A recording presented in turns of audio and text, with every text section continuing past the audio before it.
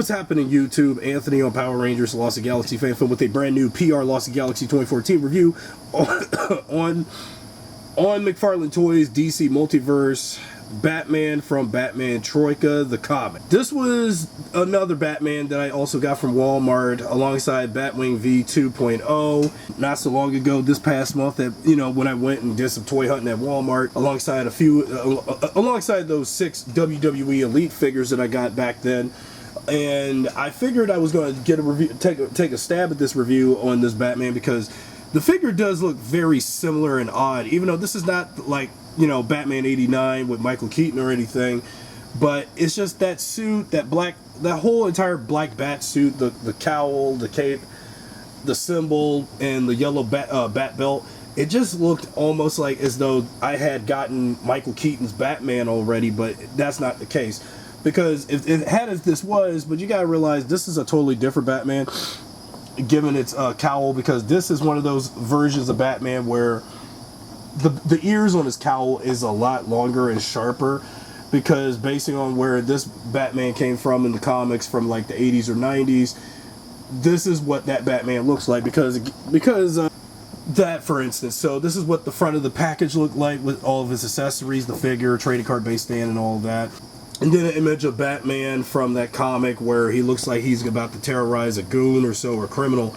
And that's what it looked like, but it's very intimidating because, again, I haven't read Troika before, but this is exactly where they got this from, because this was a Batman comic from the 90s, so this is what McFarlane was capturing the essence of. But if this was, well, if the story did come out sometime around Batman Returns or after, this is probably what they were capturing, because just the whole figure's look just resembles Keaton's Batsuit from Batman Returns, but we'll get into it a little bit as we get into the review.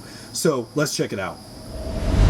Okay, as perplexing as this Batman is, we're going to take a look at his accessories before I get to the figure. His accessories are his interchangeable hands, which you can put, because one of the hands you can actually put into the Batarang, but I did put the Batarang in the hand already, so that Batarang just looks almost the same as every other Batarang I have for a lot of the Batman figures I've collected so far from McFarlane, so nothing is really different. But you do also have a bald fist if you want to make it look like Batman wants to punch somebody.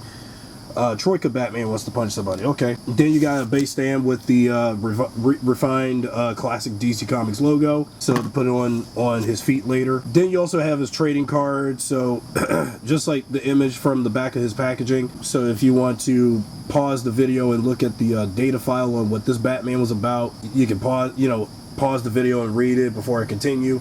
Now let's take a look at this Troika Batman, and again, like I pointed out earlier, not so long ago in the review and the filming process, the figure does look somewhat like, not counting the cowl, but the figure's overall suit design just looks too much like Michael Keaton's Batsuit from Batman 89, because, well, it does look like 89 Batman, but I have yet to get that figure in comparison. And also there was another McFarlane DC Multiverse Batman that had somewhat the similar body sculpt as Troika, but whenever I get that one, I'm going to get around reviewing that one soon too. But it's just, the suit just did look very, very similar to Keaton's suit from Batman 89. It really does, but except the symbol, the bat symbol, looks a lot like the symbol from Keaton's from Batman Returns, but I think that's probably what McFarlane was striving for when he was doing this figure. Also, like to point out, first Batman figure I had to unbox and review that has a cloth cape, which you can actually articulate and flex around to make it, give the cape some character. And I think I like this, because a lot of the Batman figures I had growing up as a kid, they always had plastic cloth. But I'm happy that I got some Batman figures where the cape can actually move and have character and move around and also pose alongside with the figure, which is great. I was like, damn, it makes me wish I had Batman figures like this when I was growing up. But there was no way how for me as a child. But as an adult, and someone who grew up on, watching the animated series and those earlier Batman movies and all that, there was no way I can get action figures in this kind of quality back in the 90s and 2000, so there was just no way. Okay, so we took a look at the figure and taking a look look at how his cape is, and then the cowl. Now, I'm fine with the long bat ears and stuff because this is very 90s Batman. With that, especially like when you think about stories from the comics of him in the 90s, like Nightfall, and other Batman stories from the 90s with that very edgy 90s look to him. And it's very vampiric of Batman for them to do the ears like that. Even though I kind of wish the ears wasn't so long like that. I know there's some folks that do like long-eared Batman.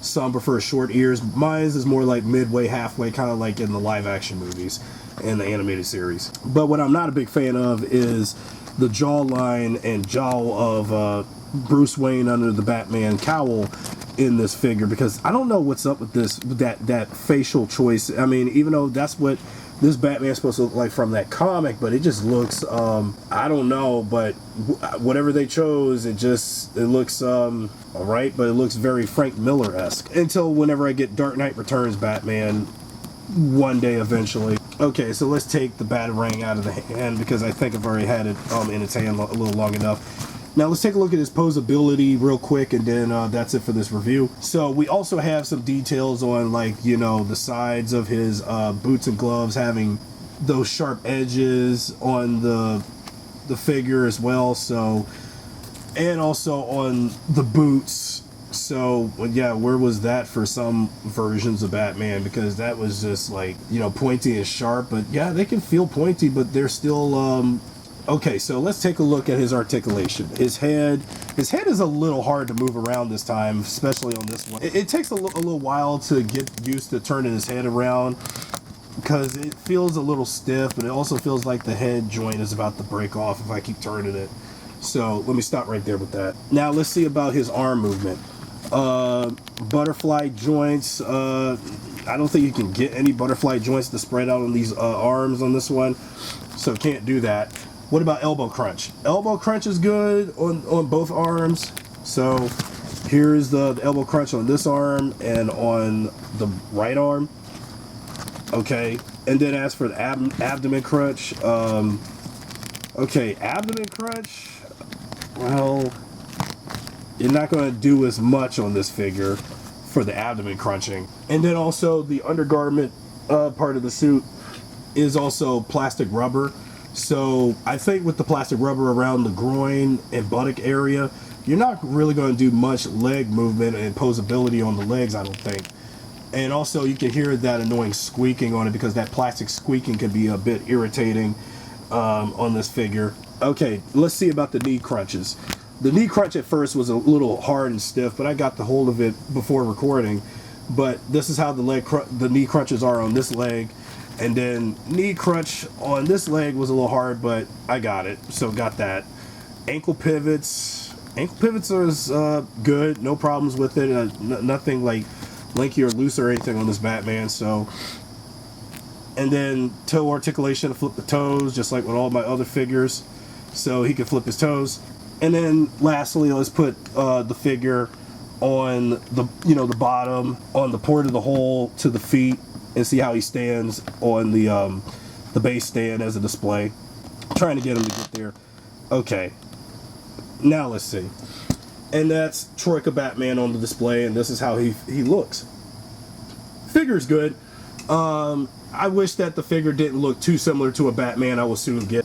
Maybe if the figure had like a little not so black but grayish bat suit to differentiate it, then I would have been fine with it. But wait until eventually I get that Batman, and also another one and another one, because as much as I love a black suit Batman, I mean, the figure does, the suit does look similar to Keaton's bat suit, and I just kind of think that maybe they could have made the figure a little gray. You can still keep the black, like on the cape and cowl and the boots and gloves, but I think the suit overall probably should have had a little bit of that gray, kind of like some of the undertones of blue or gray from like the comic, I guess, unless there would be ever a cell shaded release of the thing. That would have been great. So that's it for my review on Batman Troika from the DC Multiverse line. If you enjoyed this video, be sure to subscribe, drop a like, share this video with your friends, and I'll see you guys next time with a brand new review.